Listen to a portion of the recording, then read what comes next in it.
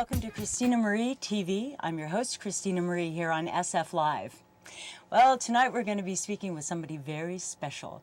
I love orchids, by the way. As you can see, I have a beautiful orchid right here. The problem is that most people buy them like this, and then like a week later, sometimes days later, they turn into this. Isn't this a beautiful species? Well, I have help here today, with me today. I have a world-renowned orchid specialist. We call him the Orchid Whisperer.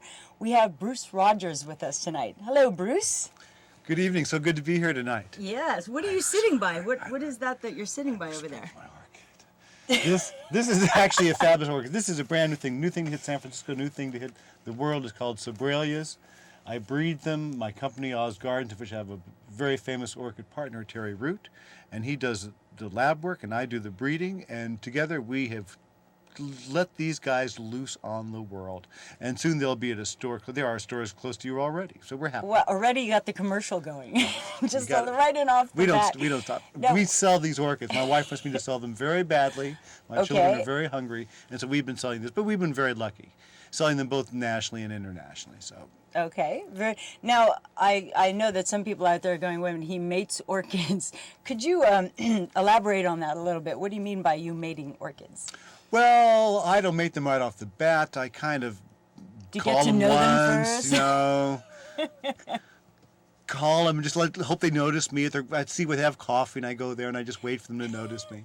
No, in order to make money, we have to make more of these, and to make more of these, you have to go ahead and make a lot. And so, subsequently, orchid pods will carry a lot of seed. So we hybridize these orchids to create new types of orchids that do even better and have bigger flowers. And indeed, that's what we've been doing the last 7 years in my house garden. So you've been creating hybrids? Yes. Do they run on electricity? No. But you know, the great thing about these Sobralias is they require no electricity. You throw them right on the backyard, and San Francisco Fog takes care of them all. And what's important about this particular orchid is this is probably the first successful orchid in history that has actually made the crossover market, which indeed has left the orchid world and gone into the outdoor nursery world. And that's why they're so exciting, why they've been getting all this press and attention. Now I'm sitting here with my orchid that has seen better days. What might I have done wrong with this orchid? You could have given it more love. You could have paid better attention to it. Sound like my ex-husband. I can see why you left. I mean, this is like, if you treated me this bad, I'd leave too. Look, this is barely in a pot. This is phenomenal. This is grand abuse. I hope he got the alimony. That's all I can say. Oh, Bruce, and the that's big so property, sweet. You're supposed to be the whisperer. Oh, sorry. So Christine treated you very badly. Oh, no. Very, very badly. She didn't water you enough. She didn't give you a good place to live. Actually, these orchids, this is a good time. Look at this orchid. In nature, this orchid would be growing. If this was a branch in a tree and we were in the Philippines and we had less on, we would see this thing clinging onto a branch, and indeed, it would be growing on the tree branch, and these beautiful leaves would be cascading down the tree branch, because that's how it grows in nature epiphytically. Okay, and so you've seen this. Now you've traveled all over the world. We've been very lucky. Stealing orchids. Stealing orchids before it was even hip to steal orchids. No, nowadays it's actually not funny. There's a little place outside of Puerto Vallarta where indeed I have clients where we go down and fly down in their jets. We look for them. They get into specialized orchids. At this particular trip, we were looking for bark areas. And there used to be a place I could take the clients. After you flew down to Puerto Vallarta, you could go to this little bar called Chico's Paradise, which is up on this river. And you could stop there, buy your client a drink, and walk up a half a mile up this little river, and you'd come across a boulder the size of a house covered with orchids. Wow. And then you take one or two. And then years later, I went there again, and I walked up this little creek, and towards a boulder, not a single orchid remained. So that's a tragedy. And so I thought, well, was it a professional orchid collector? Was it just 10,000, there were probably 10,000 plants, or 10,000 people just like me taking the one orchid? Yeah, and kind of shoving it in their pants. Yeah, but whatever result, the rock had no orchid. So these days, it's mostly go look. Do you know the difference between a species and a hybrid? I was unaware there was going to be a test. Is there a test? There is a test, and this is your first question, and you better come up with something. Oh boy, so what is that, would you say, that dead thing? It's whatever it is dead. It's so it doesn't matter what it was. Sobralia? No. Okay. No. This is a spray, the orchid I've been spending my life working on. You know, now that you sit next to the one that was named after you, there is a resemblance. Is there? It's striking. Because we're both lean and taunt. And and well aged, but this flower is dead. Does that mean it's like not it for me? dead. Or, it looks beautiful. The flower is dead. Does that mean like I'm dead now? I mean, it's going down. It's not fresh. Okay. But He's spiraling out of control. But we should talk there's about. a test. Okay, so what don't people know? What is this one? Bring that thing sorry. back. We haven't finished up with that orchid. Out of the pot. You are so mean.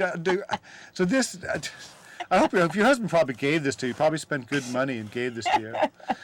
Well, let's take a look at it again. Okay, very good. Okay, Here we take go. a look at this Okay, poor take a plant. look at the poor plant. Tell me. Okay.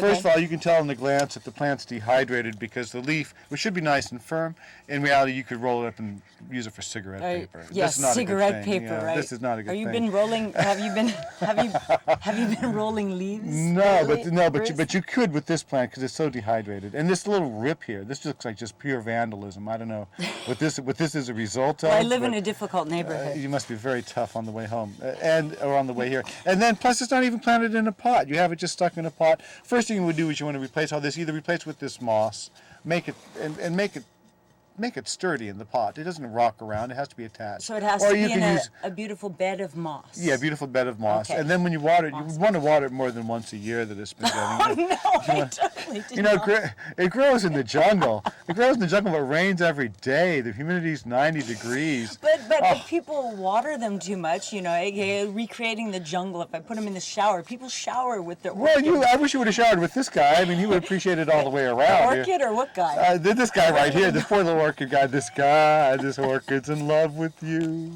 A good test for the people at home is if you can take this leaf and roll it like this. Then you should cut these spikes off. People at home are rolling leaves right now. But if you can't roll this leaf, then you count down 3 nodes from the end. 1, 2, 3 nodes. You clip the plant like that. You just broke my orchid. This orchid's been broken already. Everything in Fanon helps this orchid. And this will indeed send out another spike and bring you more flowers. But you'd have to pot it up first. And so some orchids will bloom for 2 or 3 years on the same stem. But these will last for a whole year for sure. Okay, well, I'll keep your word on it. Give me my orchid back. He's breaking it. Now Bruce has also worked with many actually very famous clients. Oh, yes. Yes? Yes, I have. So I've been very lucky that way. Okay, so you're going to name any names for us? No, I won't name any names at all, and shame on you for asking. Wait a minute. That was the deal. You weren't going to ask. Well, you lied to me with your beauty and your grace. You came and you lied to me. No, but I can tell you about people that have died. I worked for for example, I worked for the Stephen Bechtel senior family, which was a wonderful place to work. Actually, they were a big start. They got me into families like the Kubla Khan family, and certainly that started the downward spiral of my orchid consulting career in terms of working for private individuals, which is a big part of my business. Madonna? I say nothing about the Madonna woman. Brangelina? Only you will ever work for Brangelina. No, none of those guys. I'm not going to tell you anything.